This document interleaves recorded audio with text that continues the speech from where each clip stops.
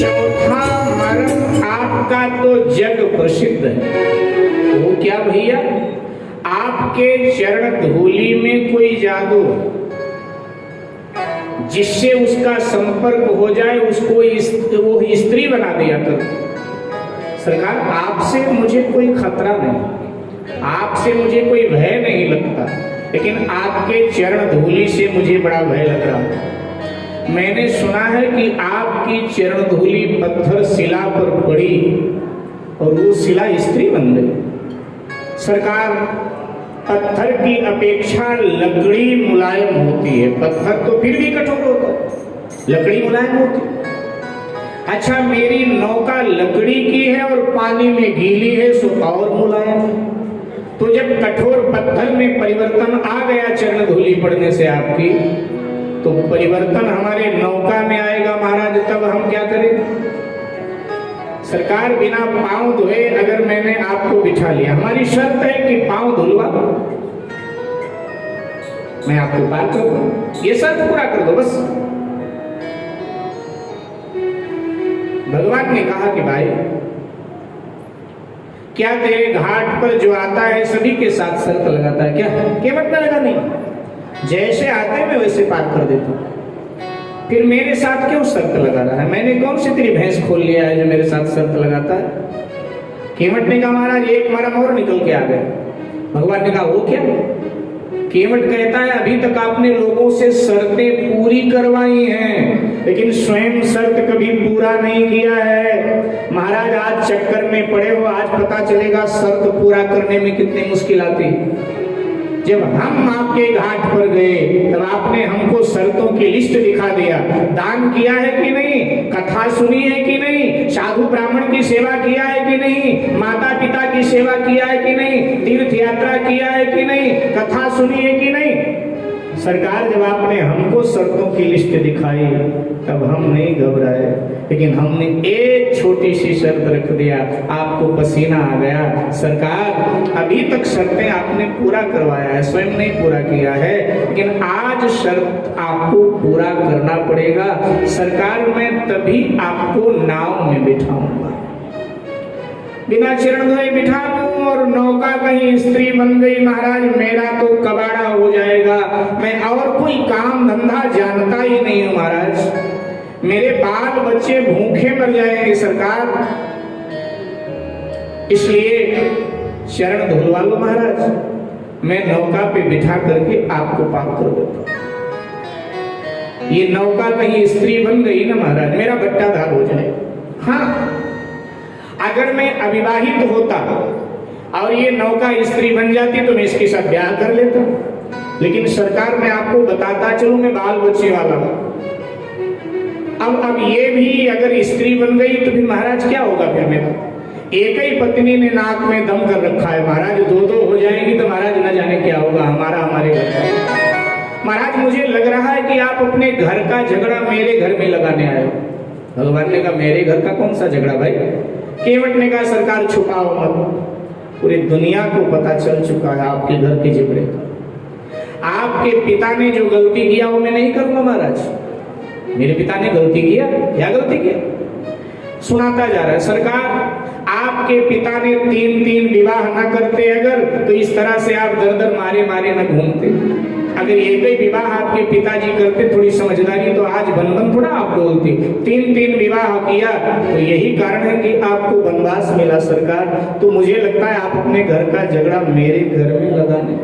महाराज, ऐसा नहीं हो सकता, मैं अपने पांव में अपने आप कुल्हाड़ी नहीं मार सकता। लक्ष्मण जी बड़े क्रोध में पड़ गए। लक्ष्मण जी ने कहा थोड़ा संभल कर बात कर, अकल नाम की कोई चीज नहीं, मेरे पिताजी का प्रयास कर रहा है।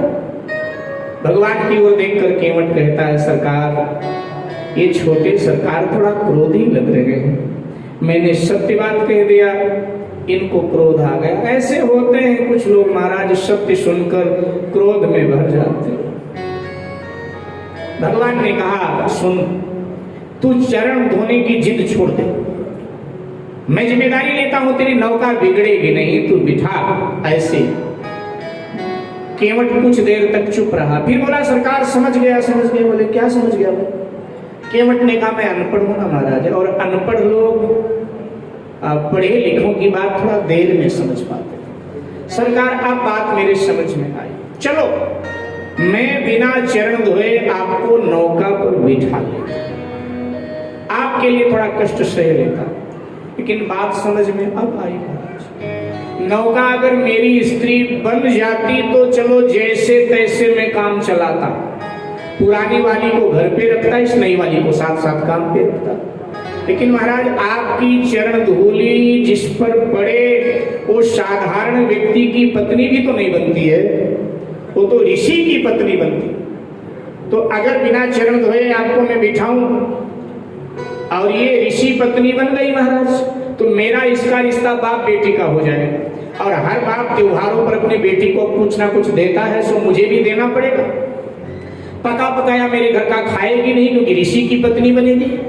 हम ठहरे अछूत तो पका पकाया हमारे घर का खाएगा नहीं, मुझे कच्चा आटा दाल चावल देना पड़ेगा। और कहीं उसमें भी अपवित्रता रह गई महाराज तो श्राप देकर पूरे परिवार को और जला देगी। इसलिए महाराज पांव तो धुलवाना ही पड़ेगा। केवट ने कह दिया कि छुअत शिला भई नारी सुहागी, छुअत शिला भई नारी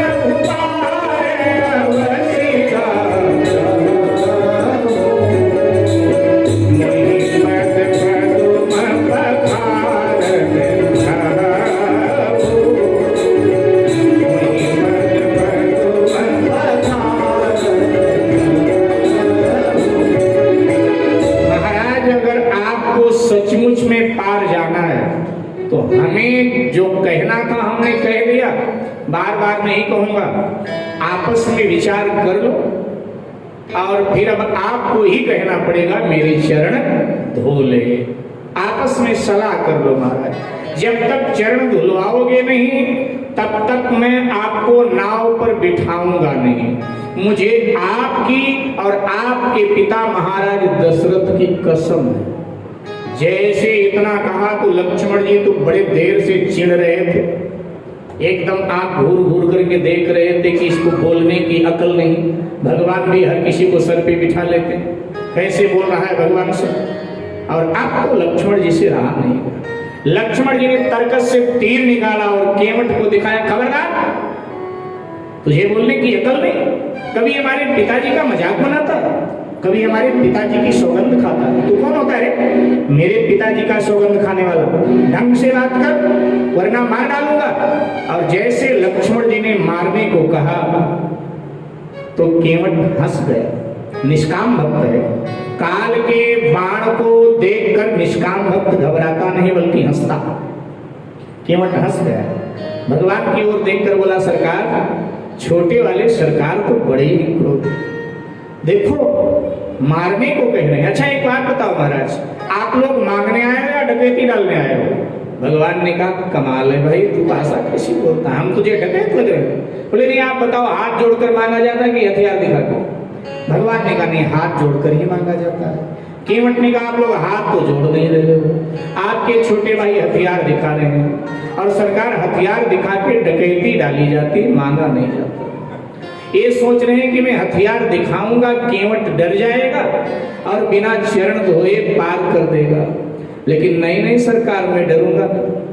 अगर लक्ष्मण जी मुझे मार देंगे मेरे जन्म जन्म की बिगड़ी बन जाएगी। महाराज लोगों की अस्थियां ही मरने पर गंगा में आती, मेरा सारा जीवन गंगा में ही बीता, आज मरूंगा तो गंगा के तट पर मरूंगा, भगवान के भाई के हाथों मरूंगा। महाराज बच्चे मेरे छोटे छोटे, अर्थी में कंधा लगाने लायक नहीं। मेरे पत्नी को पता चलेगा मेरा पति मर गया, श्रृंगार उजाड़ कर रोती बिलखती आपके चरणों में आएगी। आप करुणा निधान है, आपको दया आएगी, तब आप दोनों भाई हमारी अर्थी में कंधा लगाओगे, शमशान में ले जाके चिता लगा के जलाओगे, और 13 दिन तक आप लोगों को मेरे गांव में रुककर मेरी तेरवी करनी पड़ेगी। इसके बाद फिर आगे जा पाओगे सरकार, और मेरी तो जन्म जन्म की बिगड़ी सुधर जाएगी। अगला जन्म मेरा रघुवंश में होगा, आपके वंश में होगा। हम तो चाहते हैं कि लक्ष्मण जी मुझे मार दें। जैसे लक्ष्मण जी ने सुना कि इसको मारना, फिर अर्थी में कंधा देना, फिर चिता जलाना, फिर तेरवी करना, लक्ष्मण जी को लगा बाप रे, तो बड़ा बखेड़ा करना पड़ेगा। लक्ष्मण जी ने जहां से तीर निकाला था वापस वहीं डाल लिया, और ये दृश्य हमारे बाबा तुलसीदास जी ने देखा तो लिख दिया, बरु तीर मार लखन जब लगी ना पाए पखारी हो, बरु तीर मार लखन जब लगी ना पाए पखारी हो, तब लगी ना तुलसी दास नाथ कृपाल पार पुकारी हो, तब लगी ना तुलसी दास नाथ कृपाल पार पुकारी हो।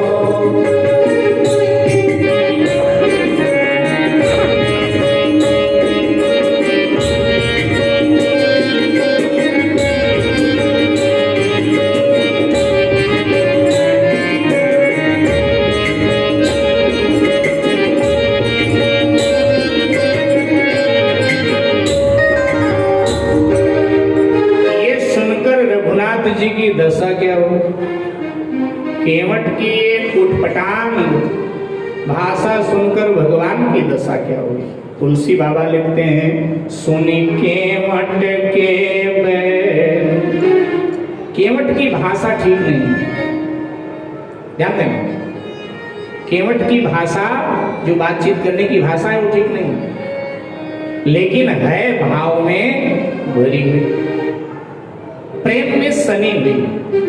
भाषा हम कौन सी बोल रहे हैं ये ठाकुर जी नहीं देखते हैं, भाव हमारा कैसा है ठाकुर जी यही देखते हैं। तो कहा कि सुन केवट के बैर प्रेम लपेटे अटपटे, और बिहसे करुणा चितई जानकी लखन तन। केवट की अटपटी भाषा प्रेम में सनी हुई जो थी, सुन करके भगवान ठहाका मारकर हंसने लगे। ध्यान में, और जब भगवान ठहाका मारकर हंसने लगे तो केवट भगवती सीता को प्रिय लगा, क्योंकि अभी भगवान जब चले थे अयोध्या से तो परिजनों पुरजनों की, माता पिता की याद आ रही थी, तो थोड़ा सा मन भगवान का उदास था। लेकिन केवट ने उटपटांग भाषा बोल करके भगवान के उदासी को हटा दिया और भगवान को हंसा दिया। अच्छा, कोई पति ठहाका मारकर हंसे तो लगभग उसकी पत्नी को अच्छा लगता, तो सीता जी को अच्छा लगा। सीता जी ने कृपा दृष्टि केवट पर डाली और मानो कृपा दृष्टि डालकर कह दिया कि तूने अच्छा किया जो इनको हंसा दे। अच्छा ध्यान दीजिए, और भगवान श्री राम रामचरितमानस के पाठकों को पता होगा कि मुस्कुराते हैं, ठहाका मारकर नहीं हंसते। मन बिहसे रघुवंश मड़िया, मन मुस्काहि भान कुर्बान, मुस्कुराते। लेकिन यहाँ गंगा घाट पर केवट के सामने तो सरकार ठहाका मारकर पहली बार और अंतिम बार हंस पड़े। सुन केवट के बैन प्रेम लपेटे आठ पते बिहसे करुणा चितई जानकी लखन। मेरे भाई भगवान ठहाका मारकर हंसे केवट की बात सुन। फिर आगे लिखते हैं चितई जानकी लखन। अब कुछ संत यहाँ कहते हैं कि सीता जी की ओर देखकर भगवान हंसे, कुछ कहते हैं लक्ष्मण जी की ओर देखकर भगवान हंसे, और कुछ कहते हैं कि भगवान सामूहिक रूप से हंसे, दोनों की ओर देखकर हंसे। तो आइए